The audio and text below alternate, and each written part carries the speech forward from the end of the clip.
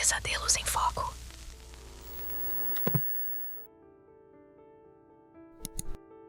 E aí, já se inscreveu no canal? Não esqueça de deixar o like, comentar ou o próximo da história pode ser você. Dito isso, vamos para o vídeo. Eu nunca fui de acreditar em histórias esquisitas. Cresci em São Paulo, no meio do concreto e do caos, onde o maior medo é o trânsito ou um assalto mal calculado. Mas aquilo que aconteceu comigo em 1997 mudou tudo. Meu nome é Rafael, tinha 22 anos na época, estudante de letras na USP, e morava num AP caindo aos pedaços no Butantã. Era uma quinta-feira, fim de novembro, o céu carregado de nuvens cinzentas que pareciam engolir a cidade. Eu só queria chegar em casa depois de uma aula interminável sobre linguística. A introdução pode soar banal, mas é importante. Eu pegava o ônibus todo dia no ponto da Avenida Vital Brasil, aquele perto da saída do campus. Era por volta das 7 da noite, já escuro, e o ponto estava deserto, coisa rara para aquela hora. O vento frio cortava a pele, e eu mexia no Walkman, tentando fazer o fone funcionar, quando ouvi o ronco de um motor. Levantei os olhos e vi o ônibus vindo. Não era um daqueles amarelos velhos da CMTC, mas um modelo estranho, meio retorcido, com a pintura descascada num tom de cinza que parecia engolir a luz dos postes. O letreiro não tinha número nem destino, só uma placa em branco, rachada no canto. Pensei em esperar o próximo, mas o frio me venceu. Subi. O interior era pior. O cheiro era de mofo misturado com algo metálico, como ferro enferrujado. As luzes piscavam num amarelo fraco, e os bancos eram de um couro rasgado que parecia úmido ao toque. O motorista nem virou o rosto, só vi o contorno dele, magro, de ombros curvados, o cabelo grisalho caindo sobre o colarinho da camisa. Tinha uns poucos passageiros, uma mulher de meia-idade com um lenço na cabeça, um cara de boné olhando pela janela e um velho de barba rala que tossia sem parar. Nenhum deles me olhou. Sentei perto da porta, o Walkman no colo, e o ônibus arrancou com um solavanco. A viagem começou normal. Passamos pela Vital Brasil, vi o posto de gasolina à esquerda, as luzes da farmácia piscando. Mas aí algo mudou. As ruas começaram a ficar quietas demais. Não tinha barulho de carro, buzina, nada. Só o ronco grave do motor e aquela tosse seca do velho ecoando no fundo. Olhei pela janela e percebi que as luzes dos postes estavam sumindo, uma por uma, como se alguém as apagasse atrás de nós. O vidro refletia meu rosto, pálido, os olhos arregalados, mas fora dele tinha algo errado. Os prédios estavam tortos, as fachadas sujas de um musgo preto que escorria como tinta. O asfalto parecia rachado, com buracos que engoliam a luz. Ei, motorista, onde a gente tá? Perguntei, a voz tremendo. Ele não respondeu. A mulher de lenço virou o rosto devagar, só um pouco, e vi que os olhos dela eram opacos, como os de um peixe morto. O cara de boné continuava olhando para a janela, mas agora eu via que ele não piscava. O velho tossiu de novo, um som úmido, e algo escuro pingou no chão. Meu coração disparou. Levantei do banco, cambaleando enquanto o ônibus sacudia, e bati no botão da porta. Me deixa descer, gritei. O motorista finalmente virou o rosto. Não tinha olhos. Só buracos pretos, fundos, e um sorriso torto que mostrava dentes amarelados. A porta abriu com um chiado, e eu pulei para fora antes que ele mudasse de ideia. Caí de joelhos num chão frio e viscoso. O ônibus se afastou, os faróis vermelhos sumindo na névoa que cobria tudo. Levantei e olhei ao redor. Não era São Paulo. As ruas eram estreitas, tortuosas, pavimentadas com pedras quebradas que brilhavam com um líquido escuro. Os prédios, se é que dá para chamar assim, eram carcaças retorcidas, com janelas tortas que pareciam me encarar. O ar tinha um peso, como se eu respirasse fumaça densa, e o silêncio era quebrado por um som baixo, um murmúrio que vinha de todos os lados. Sete Allen. Eu não sabia o nome ainda, mas senti ele na pele, como uma verdade que não precisava ser dita. Comecei a andar, sem rumo, o pânico crescendo. As ruas se dobravam em ângulos impossíveis, e em cada esquina eu via sombras se mexendo, altas, magras, com braços que pareciam se esticar demais. Não corri. Algo me dizia que correr só ia piorar. Foi quando encontrei a parada. Um ponto de ônibus, idêntico ao da Vital Brasil, mas coberto de rachaduras e musgo. Sentei no banco, tremendo, e rezei para qualquer coisa que me ouvisse. Não sei quanto tempo passou, minutos, horas, até que ouvi o ronco de motor outra vez. Era o mesmo ônibus. O mesmo motorista sem olhos, os mesmos passageiros mortos-vivos. Subi, porque não tinha escolha. Dessa vez, não olhei para ninguém. Fechei os olhos e agarrei o Walkman como se ele fosse me ancorar na realidade.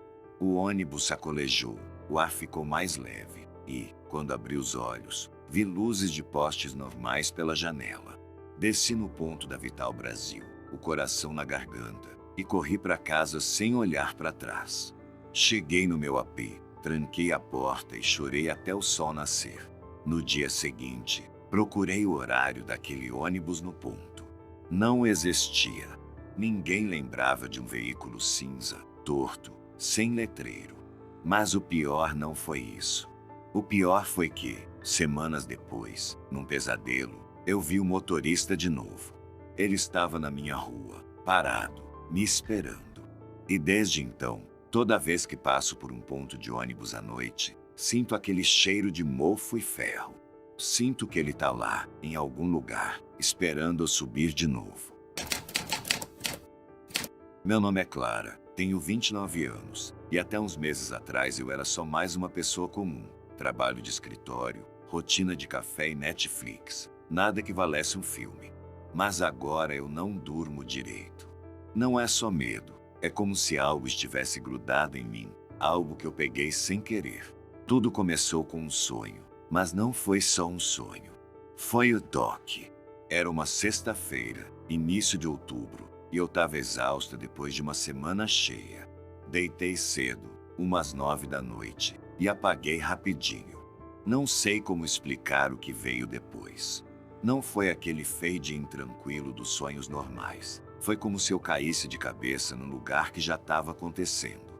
Acordei, ou achei que acordei, numa rua comprida, pavimentada com paralelepípedos rachados, o ar pesado e úmido, cheirando a terra molhada e algo podre. Os postes eram tortos, com lâmpadas que piscavam num tom alaranjado doentio, e as sombras se mexiam sozinhas, como se dançassem no canto do olho.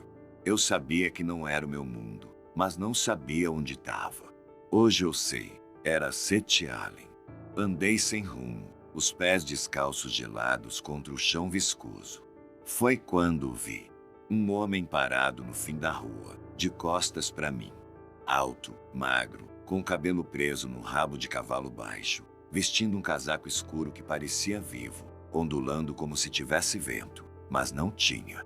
Ele não se mexeu, mas eu senti que ele sabia que eu estava ali. Minha cabeça gritava para correr, mas meu corpo foi na direção dele, como se fosse puxado. Cheguei perto, o coração batendo nos ouvidos, e estendi a mão. Não sei porquê. Toquei o ombro dele. A pele dele era fria, escorregadia, como se eu tivesse encostado num peixe morto. Ele virou o rosto devagar, e eu vi os olhos, pretos, fundos, brilhando com reflexo que não fazia sentido. Ele sorriu, um sorriso torto que mostrava dentes finos demais, e sussurrou algo que não entendi, numa língua que parecia arranhar o ar. Antes que eu pudesse recuar, o chão tremeu, e eu acordei de verdade, na minha cama, suando frio, o braço ainda formigando onde eu tinha tocado nele. No dia seguinte, achei que era só um pesadelo esquisito. Mas aí começaram as coisas. Primeiro foi o frio. Não importa o calor que faça em São Paulo, eu sinto um gelo nas mãos, como se o sangue não chegasse até elas. Depois vieram os vultos. Eu os vejo pelo canto do olho, sombras altas, magras, iguais às daquela rua. Não aparecem quando olho direto, mas eu sei que estão lá. E o pior, os sonhos voltaram. Não é mais só uma visita. É como se eu fosse arrastada para lá toda noite, para aquele mesmo lugar, e ele está sempre esperando, mais perto a cada vez. Mas o que me quebrou foi o dia no mercado. Era um sábado, umas 2 semanas depois do primeiro sonho. Eu estava no corredor dos enlatados, distraída, e esbarrei num cara. Um sujeito comum, de camiseta polo e óculos, carregando uma cesta. Minha mão encostou no braço dele, só por um segundo. Ele me olhou, pediu desculpas e seguiu andando. Mas eu senti de novo aquele frio escorregadio subindo pelo meu braço, igual ao toque do homem do sonho. Fiquei paralisada, vendo ele virar o corredor. Minutos depois, eu vi de novo, do outro lado do mercado, mas ele não parecia o mesmo. Estava andando devagar, os ombros caídos, os olhos fixos num ponto que ninguém mais via. Ele não piscava. Naquela noite, sonhei com ele. Não comigo, mas com ele. Estava na mesma rua de paralelepípedos, olhando para os lados, gritando por ajuda, enquanto as sombras o cercavam. O homem do rabo de cavalo apareceu, tocou o ombro dele, e o cara caiu de joelhos, os olhos escurecendo até virarem buracos pretos. Acordei gritando. No dia seguinte, vi no jornal local, um homem, mesma descrição, mesma camiseta polo, tinha desaparecido sem deixar rastro depois de sair do mercado. Agora eu entendo. Não é só um sonho, não é só um lugar, é uma maldição. Eu peguei ela quando toquei aquele homem em Setiale, e agora eu passo ela para frente sem querer. Já faz 3 meses. Eu evito encostar em qualquer um, amigos, família, até o caixa do mercado. Mas as sombras estão mais ousadas, e ele, o homem do rabo de cavalo, tá mais claro nos sonhos, sussurrando meu nome. Eu não sei quanto tempo eu aguento antes de ceder, ou antes de tocar alguém sem querer de novo. Se eu te encontrar na rua, por favor, não chegue perto. Eu não quero que você sinta esse frio. Eu sou a Júlia. Tenho 24 anos, estudante de medicina na Federal de Minas, e sempre fui fascinada pelo que está além do que a gente vê. Não sou de ter medo fácil. Cresci ouvindo histórias de terror e rindo delas, enquanto meus amigos se escondiam debaixo das cobertas. Mas o que aconteceu comigo no IML, durante meu estágio, não tem graça nenhuma. Não é só uma história. É um peso que eu carrego, uma coisa que eu não sei se deixei para trás ou se trouxe comigo. Era o começo do meu 3º mês no Instituto Médico Legal, em Belo Horizonte. Eu estava no turno da noite, catalogando corpos para autópsia. Trabalho chato, mas eu gostava do silêncio, do cheiro de formol que impregnava tudo. Naquela noite, 13 de março deste ano, o ar estava mais pesado que o normal. O supervisor tinha saído para resolver um problema no almoxarifado, e eu fiquei sozinha na sala 3, uma das menores, com gavetas de aço alinhadas nas paredes e uma mesa de inox no centro.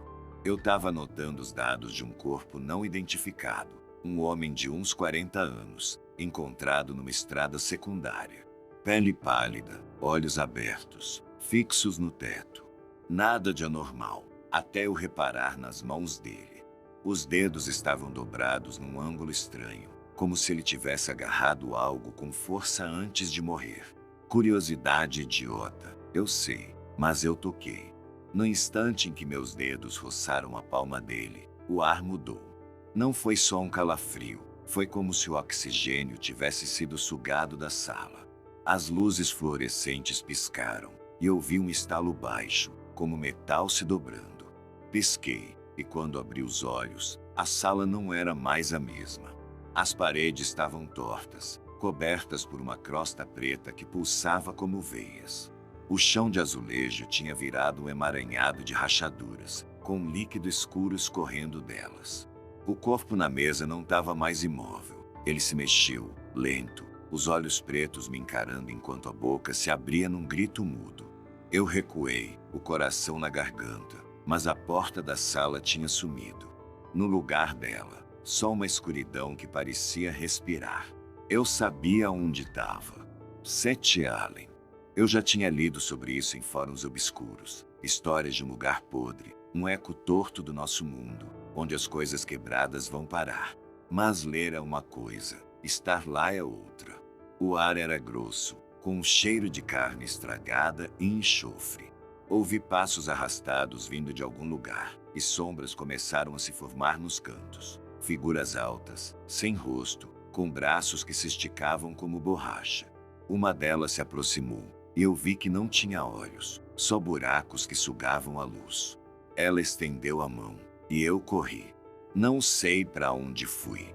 Os corredores do IML tinham virado um labirinto, com portas que levavam a lugar nenhum e paredes que se fechavam atrás de mim. O som dos passos me seguia, misturado com um murmúrio baixo, como vozes falando ao mesmo tempo.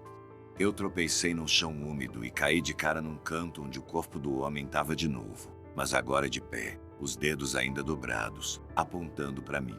Ele abriu a boca, e dessa vez o grito saiu, um som grave, distorcido, que fez meus dentes vibrarem. Foi aí que eu vi, atrás dele, um rasgo no ar, uma fenda brilhando com uma luz fraca, quase branca. Era a minha saída. Rastejei até lá, as mãos escorregando no chão viscoso, as sombras quase me alcançando. Pulei pela fenda e caí de volta na sala 3, o corpo na mesa, as luzes piscando, tudo normal de novo. Mas eu não estava normal. Meu jaleco estava sujo com aquele líquido preto, e minhas mãos tremiam tanto que derrubei a prancheta. O supervisor voltou minutos depois, me encontrou sentada no chão, e achou que eu tinha desmaiado por causa do cheiro. Eu não contei nada.